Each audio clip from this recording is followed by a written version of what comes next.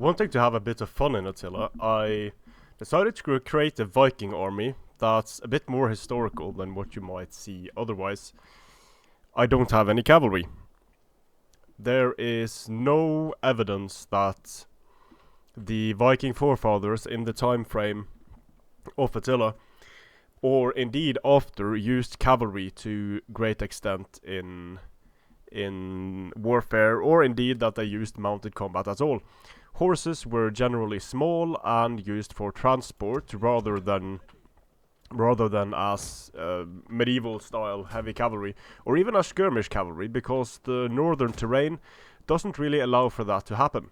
It was much more important for the Vikings to be able to get on their long ships quickly and to have mobility that way. Get on long ships, attack where they weren't expected, and in that regard, having a lot of horses to transport, that suddenly becomes a liability. They need food, they need space, and it's a lot more effective just cramming 100 dudes on a ship than 20 dudes and their horses. So, that's what I've gone for here. I've gone for a massive infantry force of Viking units, mainly swords. I should have had some spears in here because they were very important during the era. But I didn't bring any spears. Here I have some javelins, and my front line consists of hurlers. And yes, the Vikings did use slings. Slings were used quite extensively, but they haven't been talked about much. So here we go. And it looks like I'm up against a very, very standard Ostrogothic army. So I'll just walk up so as to not fatigue my units. 3 Germanic hurlers, noble Germanic horse flanks, royal Sayones, Thracian oath sworns, Gothic Palatina, Germanic spears. They won't have anything good to kill. Gothic lancers on the flanks here. So at this point, I'm fairly certain my opponent thinks, what the hell, where is his cavalry? And the answer is, I don't have any cavalry. So I'm going to try to use my hurlers and my javelins to protect myself from the enemy cavalry. And there wasn't too much cavalry here, only 6 cavalry units, which is nice of my opponent. Also not too heavy on the infantry, strongly concentrated towards the flanks. And I'll use a Nordic hurler to screen away the cavalry on each flank. And I am probably going to lose the skirmish fight, but I'm not too worried about that, to be honest.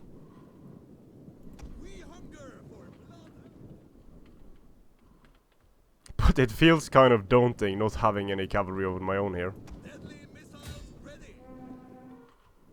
If these hurlers get charged, I'm just going to pile on the cavalry, really. And I'll focus on the centermost. Let's see, Germanic hunter or Germanic hunters. Okay, I'll just focus down on the Germanic archers then, and keep a hurler in support here. Move up here.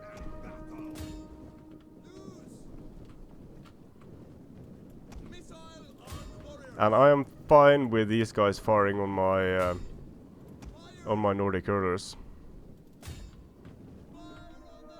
The way this is set up now, I'm going to be able to inflict damage to multiple units, which is great.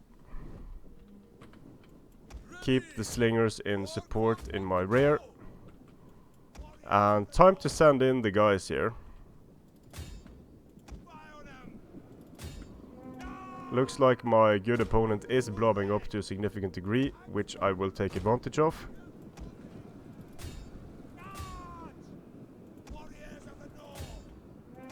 Now he won't be able to get at my javelins. And my javelins should do a lot of damage to his general. Yeah, he's dropping quickly here. Now I have to be a bit careful about my axes. So I'm going to pull them back. Send in my guys against his cavalry there. Try to get some shots off on the Thracians.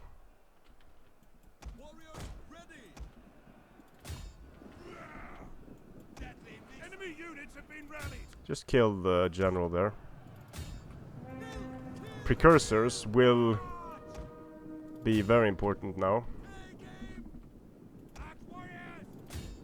Just drown him in infantry.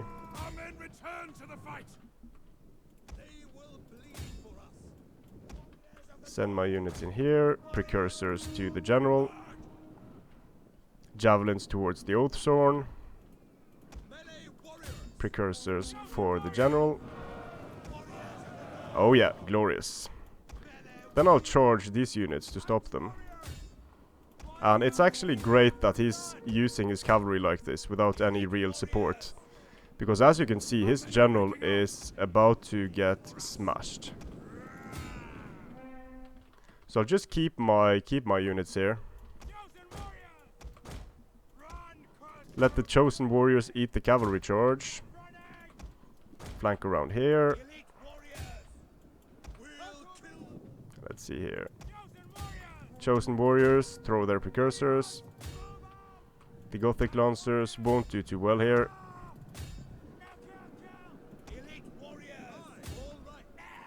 Now I can just send in my axes, kill the spears.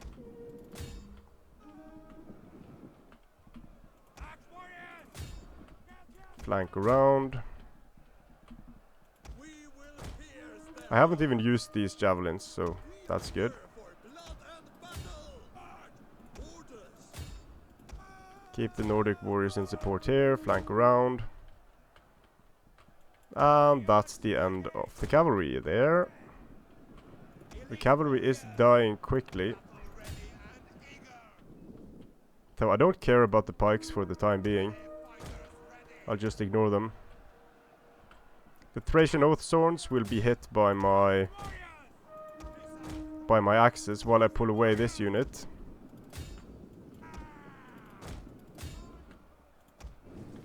Yeah, looks like I'm going to be able to get the charge on them. And look at what happens to the Thracian Oathsworns now. Well, they managed to counter charge, so good for the Thracian Oathsworns.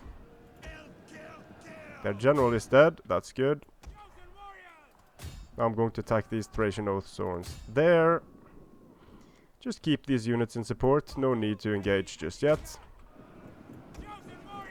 Let him engage everything.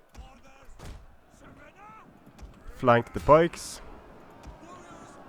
Charge in with my axes so they don't break. Get the precursors in there, and then shield wall. Oh well. Looks like I wasn't able to shield wall properly there, but those guys are going to take quite some time in dying, and while they are dying, I can just javelin them into oblivion.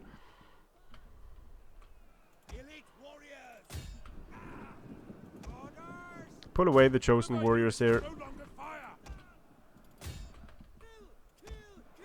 And yeah, these javelins, they haven't gotten the most impressive kills, but the kills they are getting now, they are very important. Extremely important getting the cavalry off the field. Extremely important getting a charge off here.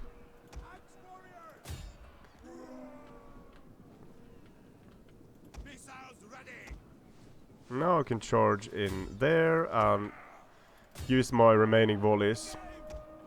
The chosen warriors are getting nice kills, although they are up against the Oathsworns. Now I can pull away the thralls and go in for the kill. Warriors of the North! Viking captain! Warriors of the North! The whole unit has been destroyed! Yeah, I lost over here. No wonder. Send the Nordic warriors. Let's just ignore the Palatina defectors. Start flanking around. Ideally, I want to use my javelins on those Thracian Oathsworns. But I have so much left.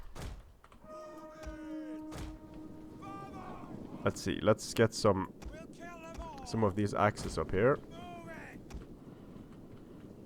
Nordic warriors should be able to do well against pikes even frontally, so I'm just going to give the pikes a charge frontally. like so. Thracian Oath Swords chasing after me here. Just pull away.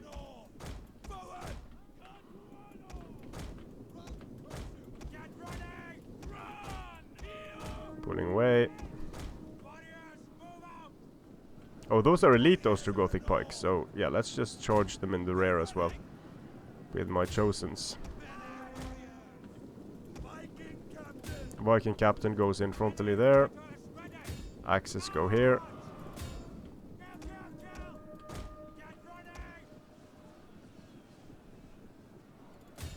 Yeah, those elite Ostrogoths are dead. My heroic Viking captain charging the Gothic Palatina defectors. And I got 2 volleys of precursors in there, which is nice.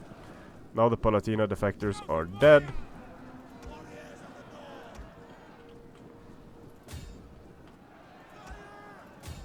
So the Ostrogothic army wasn't as typical as I first thought.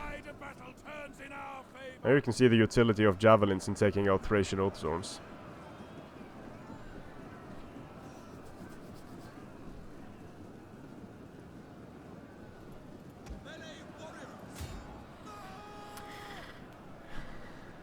So GG.